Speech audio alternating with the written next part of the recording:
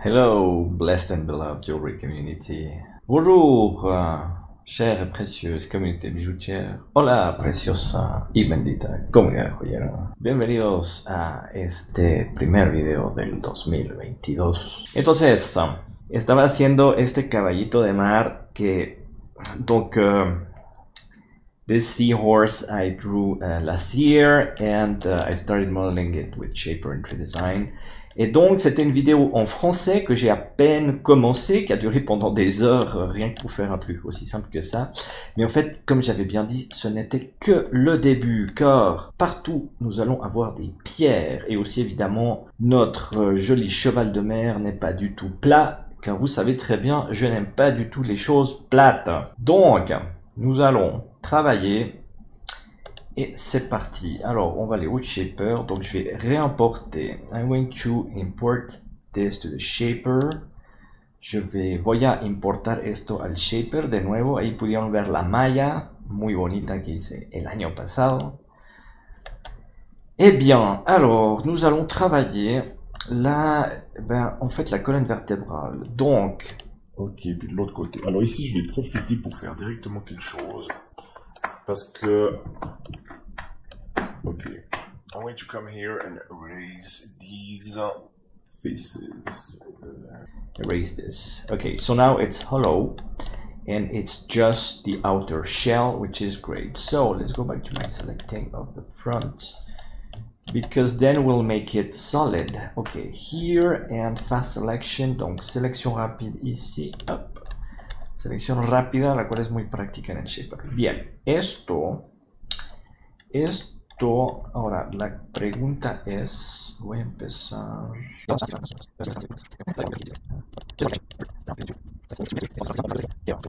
A very artistic high jewelry project. There's another project going on, which is the Venetian mask that I also need to finish. Bien, aquí vamos a extruir de manera libre. Okay, let's extrude this. 0.7 should be pretty good. 0.8. Okay, step 1 is very interesting.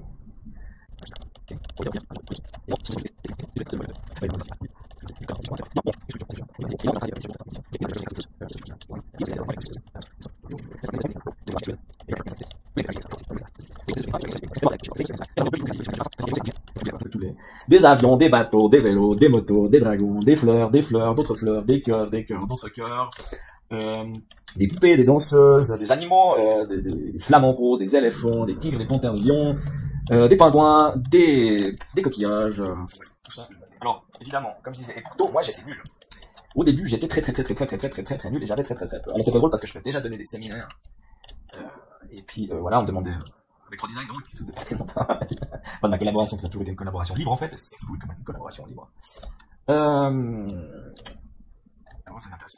Mais voyez ça, donc on fait une extrusion, puis après on va travailler. Alors, la motivation des gens qui ont peur. Et ben, bon, d'ailleurs, évidemment, au début, oui, tout le monde a raison d'avoir peur, parce que c'est assez impressionnant de bouger des faces, des points, et puis c'est plutôt impressionnant parce qu'on ne sait pas trop où on va et ce qu'on fait. So first, when you start modeling, you don't know exactly where you're going, what you're doing, you're scared. Donc, ok, entonces cuando están modelando, al principio sí es muy normal tener miedo, ¿no? Es parte del proceso. Pero empiecen con cosas simples, realmente empiecen con cosas simples. Y van a ver que los procedimientos son los mismos siempre. Y concéntrense en mover y girar los elementos 3D. Always start simple and focus on very basic operation and models.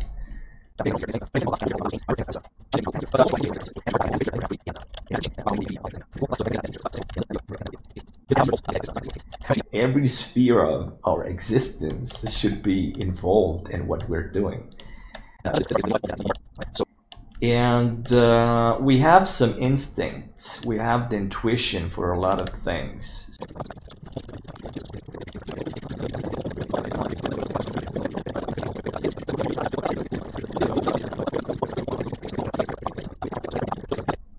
Wax carving for jewelry, you must learn that, that's a must.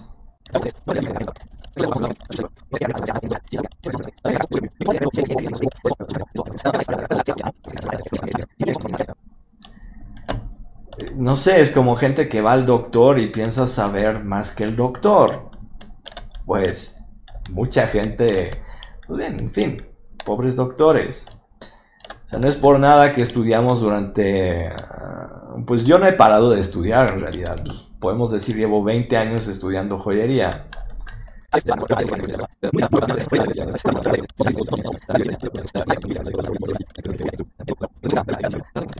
Ok.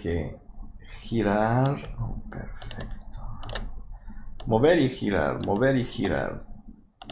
Agrandar, achicar. Son las tres operaciones las más básicas. Y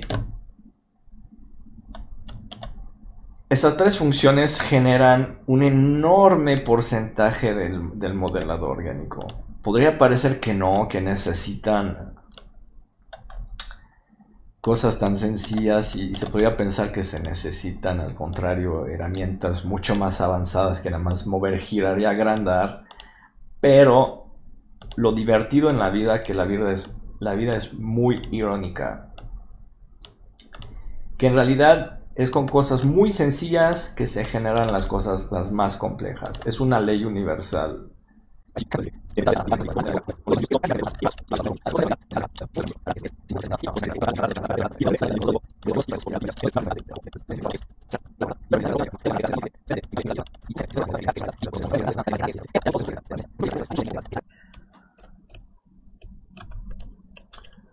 Bien, donc il n'y a pas forcément grand chose à raconter sur ce que je suis en train de faire.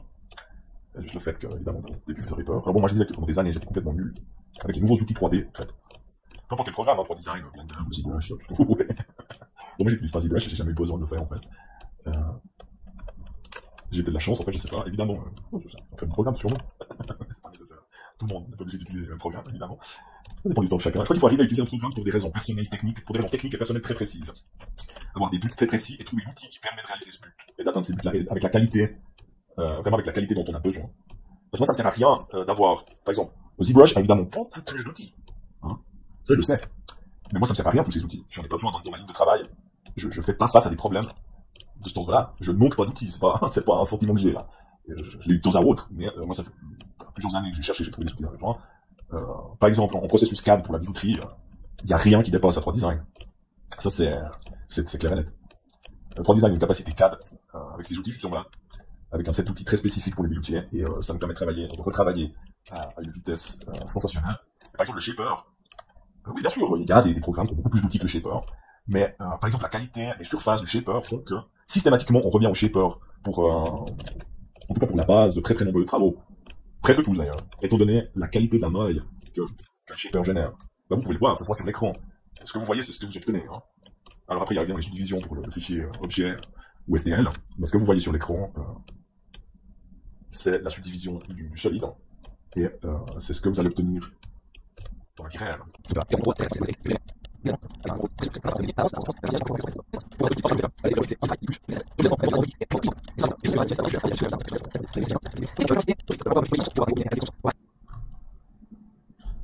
Le plus de simplicité possible. Ce qui n'est pas forcément toujours visible ou réussi. Mais bon, c'est pour ça aussi, il faut toujours savoir. L'autodérision, alors l'autocritique et l'autodérision sont parmi les meilleurs outils pour le créatif. Donc, oui, ben voilà, certaines vérités.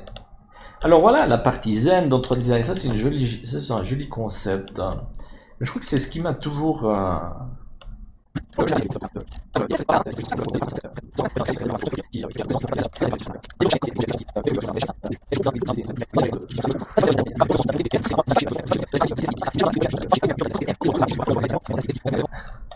un des plus grands requis pour les professeurs en fait.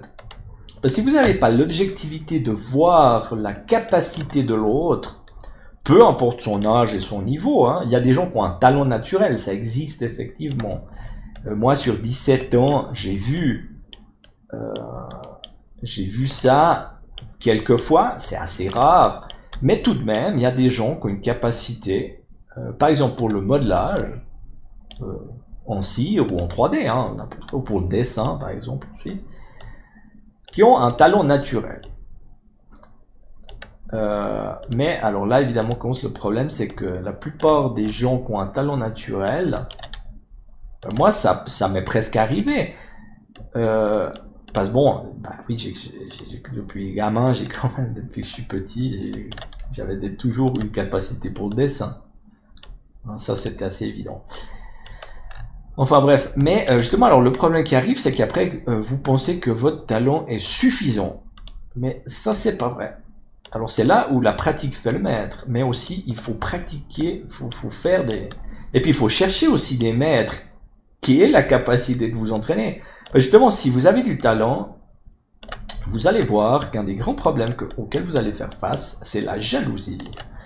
La jalousie très destructive dans notre monde, qui est aussi de nouveau basée sur l'ego et l'incapacité humaine des gens à reconnaître le talent et la capacité des autres.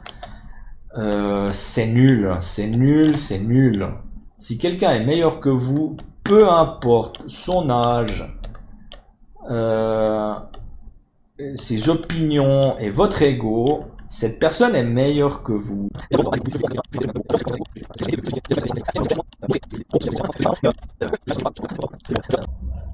Bien, continuons notre très belle hypochondre. So we're making this seahorse with tree design shaper. I'm already working on the details, and like I was explaining long ago when I started making this seahorse, I don't want it to be flat, like I would say, obviously, because you should know by now.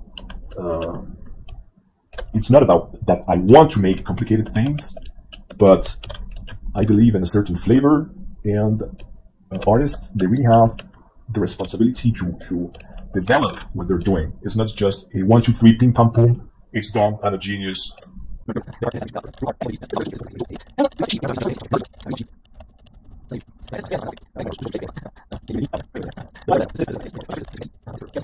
When you achieve a style and you sell a lot, that's good. That's good for you. It's great.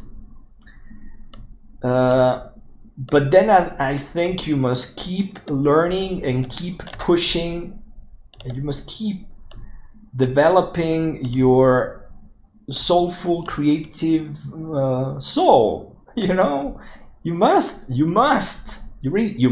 It's a must. And so I don't like that in others, and I don't like that in me. So I keep pushing. I keep pushing, and I keep pushing.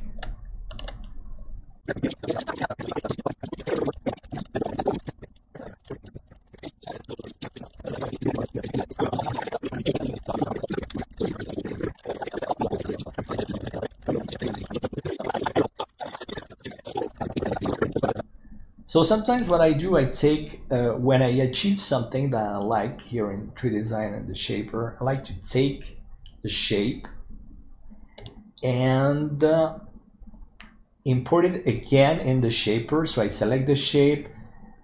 With the shape selected, you go to the shaper and you can do an import again. So you validate this, and it hides the original, and you can work on this new model, which is a copy of the other one.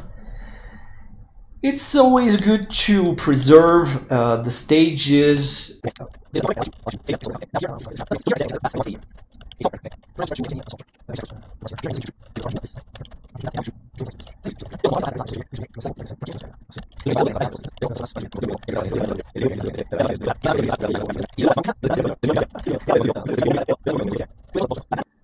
Still have some details that I want to achieve, because the details must be done before we move on to the stones, because that's the way it goes. If you move on to the stones before the rest is ready, it's a huge mistake. And that's why, as always, I remember you that become a jeweler first and then become a designer.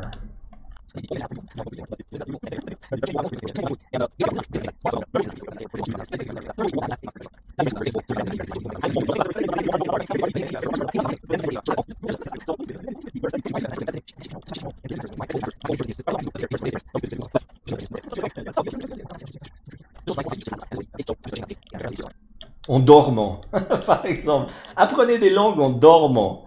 Hein, il y a eu des méthodes de cassette que quand on est jeune, on dit ouais, peut-être ça marche parce qu'il y a des espèces de pseudo-théories. Des espèces de pseudo-théories qui disent qu'on peut apprendre l'anglais en dormant. Là, on se met une cassette, non? Ah bon, peut-être on y croit un moment, mais c'est lourdingue. Enfin, je veux dire, c'est évidemment lourdingue. Pour apprendre, il faut répéter plein de fois les gestes ou les mots et tout ça. Pour apprendre un vocabulaire, il faut répéter les mots et les écrire des dizaines de fois. Bon, il y a des gens qui arrivent à apprendre en une seule fois, mais c'est plutôt rare quand même. L'apprentissage en général, c'est l'entraînement, c'est la répétition c'est les perroquets, l'apprentissage par répétition, c'est toujours la base, les plus grandes bases de l'apprentissage. Ça changera jamais. Ça changera jamais, c'est transcendantal. L'enseignement et l'apprentissage sont des choses transcendantales en fait. Je veux dire, c'est super évident, c'est pour ça que j'ai... Mais bon, alors après, quand ils disent, oui, non, mais c'est pas évident, faut discuter, faut élaborer votre opinion. Mais moi, j'en ai rien à cirer de l'élaborer. J'ai donné des cours pendant 17 ans. Qu'est-ce que vous voulez que j'élabore de plus? Il n'y a plus rien à élaborer, là. Mais bon, je le dis en rigolant, parce que bon, ça fait partie de ma vie, ça fait partie de mon travail.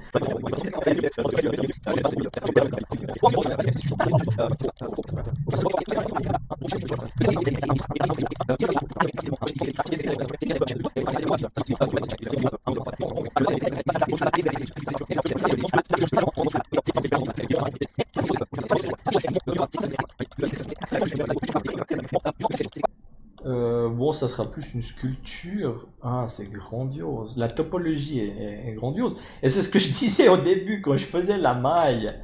La maille de cet hippocampe-là, au début, je parlais que je prenais mon temps. Je me souviens maintenant. Que je prenais mon temps pour faire une maille de base bien élaborée, bien travaillée. Mais je faisais presque rien et ça avait l'air de rien du tout. Et maintenant justement, à long terme, une fois qu'on avance, nous pouvons voir que la qualité de la maille de base a une très grande raison d'être et est très bien présente. Et c'est pour ça que, voilà, l'expérience quand même est là. L'expérience, elle est là. Des dizaines et des dizaines d'années. Mais aussi la grande différence, c'est que moi, j'ai pas arrêté une seconde pendant toutes ces années. Donc, oui, finalement, ça donne des fruits à long terme. Et c'est super pour tout le monde de pouvoir être témoin de tout ça. Parce que, justement, c'est intéressant pour tous les niveaux. Pour les débutants, pour les professionnels. Voilà, donc là, l'œil a 2. Ok, bon évidemment, c'est pas la fin, c'est juste... Ah puis, je vais juste aussi boucher l'image. Je la veux légèrement plus à gauche, moins 55. Ah, pas assez. On va mettre moins 7. Et encore un peu plus. Moins 8.5. Parfait.